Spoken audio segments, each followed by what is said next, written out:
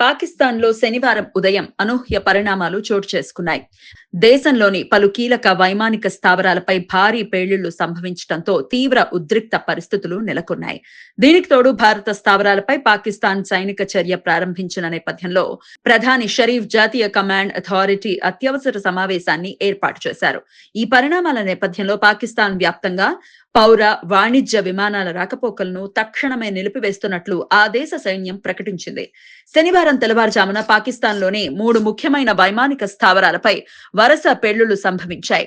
సైనిక ప్రధాన కార్యాలయానికి సమీపంలో ఇస్లామాబాద్ కు కేవలం 10 కిలోమీటర్ల దూరంలో ఉన్న రావల్పిండిలోని అత్యంత కీలకమైన నూర్ ఖాన్ వైమానిక స్థావరం ఈ దాడుల్లో లక్ష్యంగా మారింది.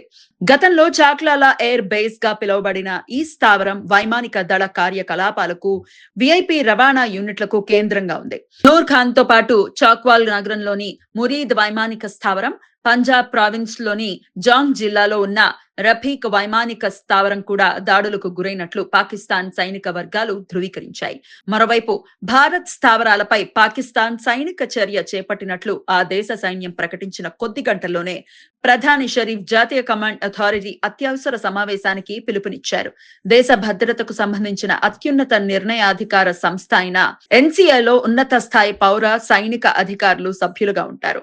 పాకిస్తాన్ అణు కార్యక్రమాలకు సంబంధించిన అంశాలపై కూడా ఈ సంస్థే తుది నిర్ణయాలు తీసుకుంటుంది. అణ్వాయుధ సంపత్తి కలిగిన ఇరు దేశాల మధ్య ఉద్రిక్తతలు గణనీయంగా పెరిగిన తరుణంలో ఈ పరిణామాలు చోటు చేసుకోవడం గమనార్హం. ఇరు దేశాలు పరస్పరం గగనతల ఉల్లంఘనలకు పాల్పడ్డాయని, డ్రోన్లు, ఇతర ఆయుధాలను ప్రయోగించాయని ఆరోపణలు చేసుకుంటున్నాయి. పాకిస్తాన్ చేపట్టిన సైనిక చర్య, ఆ తర్వాత జరిగిన ఎన్సీఏ సమావేశం ప్రస్తుత పరిస్థితి తీవ్రతను, ఆ ప్రాంతంలో ఉద్రిక్తతలు మరింత పెరిగే అవకాశాన్ని స్పష్టం చేస్తున్నాయి.